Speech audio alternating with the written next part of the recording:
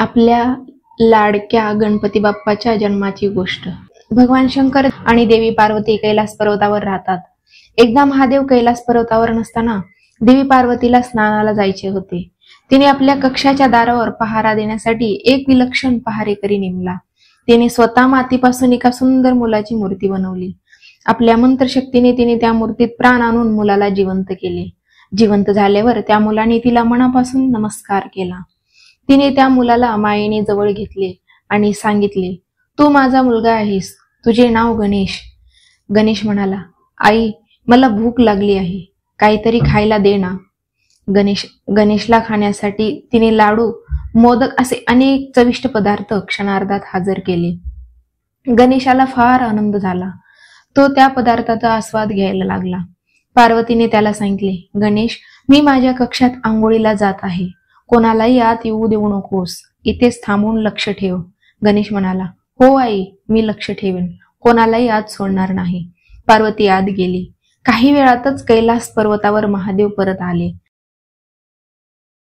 ते पार्वती असलेल्या कक्षाकडे जाऊ लागताच गणेशाने त्यांना अडवले। थांबा, आत जाऊ नका, माझी आई आत गेली आहे, तिने कोणालाही आत यायला मनाई केली आहे, तुम्ही इथेच थांबा।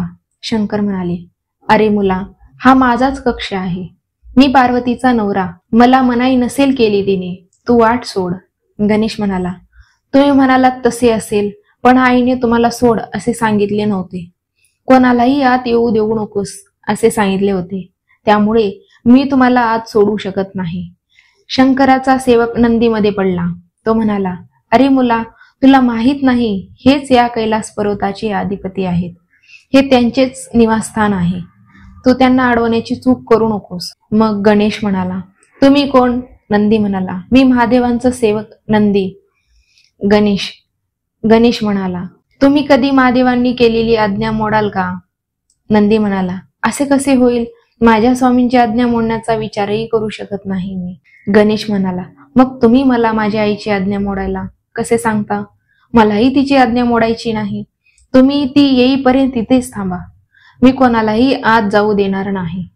वाद वाढत गेला, पण गणेश काही ऐकत नव्हता, त्याला त्याच्या आईची आज्ञा तंतोतंत पाळायची होती। शेवटी भगवान शंकर क्रोधित झाले। महादेवाच्या कोपाची सर्वांनाच भीती वाटते। त्यांनी क्रोधित होऊन तिसरा डोळा उघडला तर समोर येईल ते भस्म करतात। सर्व जगाचा विध्वंस करण्याची त्यांच्यात शक्ती आहे। त्वरेने सारे देव, ब्रह्मा, विष्णू स्वतः हजर झाले। त्यांनी सुद्धा गणेशाची समजूत काढली, पण गणेश आपल्या म्हणण्यावर ठाम होता। महादेवाला क्रोध अनावर झाला नाही। त्यांनी आपले त्रिशूल गणेशावर फेकले।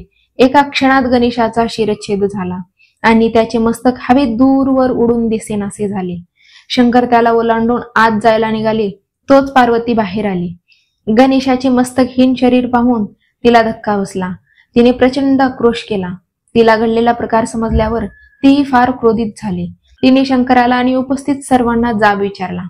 गणेश माझा मुलगा होता, मी त्याला निर्माण केले होते, तो माझ्या आज्ञेचं पालन करत होता आणि त्याने हे तुम्हा सर्वांना सांगूनही तुम्ही त्याला मारलत, एका निष्पाप मुलाचा जीव घेतलात, काय चूक होती त्याची? शंकरात नरमले होते। देवी आम्हाला क्षमा करा, आम्हाला गणेश बद्दल माहीत नव्हते, तो माझी वाट अडवून बसला होता, त्यामुळे मी क्रोधित झालो। पार्वती, माहीत असो वा नसो, तो एक लहान मुलगा होता, त्याच्याशी वागताना तुम्हाला संयम नको? तुझे बरोबर आहे देवी, आम्हाला आता फार पश्चाताप झाला आहे, त्याचा काही फायदा नाही। तुमच्या पश्चातापाने माझा मुलगा परत येईल, मला माझा मुलगा हवा आहे, ते आता कसे शक्य आहे देवी? आमच्या त्रिशूळाने गेलेला जीव परत कसा येईल ते मला माहित नाही स्वामी, मला माझा मुलगा हवा आहे, एवढंच मला ठाऊक आहे, तुम्हीच बघा कसं आणायचं ते। शंकर विचारात पडले। शेवटी त्यांना एक कल्पना सुचली। त्यांनी आपल्या सेवकांना आदेश दिला की त्यांना रस्त्यात जो सजीव प्राणी दिसेल त्याचे शीर आणावे। त्यांच्या सेवकांना पहिला प्राणी दिसला, तो म्हणजे बाल हत्ती। त्यांनी त्याचे शीर आणले। महादेवांनी आपल्या सामर्थ्याने ते शीर गणेशाच्या शरीरावर जोडून गणेशाला पुन्हा जिवंत केले। गणेशला सर्व देवांनी आशीर्वाद दिले। महादेवांनी देवांमध्ये प्रथम पूजनाचा मान गणेशाला दिला, त्यामुळे सर्व भक्त कुठल्याही पूजेत सर्वात आधी गणेशाला वंदन करतात। प्रथमेश्वर म्हणून त्याचे एक नाव प्रथमेश आहे। गजाचे याणन म्हणजे शिर असलेला देव म्हणून गजानन असे नाव आहे. गणांचा अधिपती म्हणून गणेश आणि गणपती ही नावे आहेत.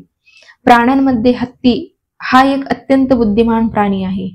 गजाचे मस्तक असलेला गणपती बुद्धीचा देव आहे. अशा या गणपती बाप्पाची जन्माची ही विलक्षण कथा आहे.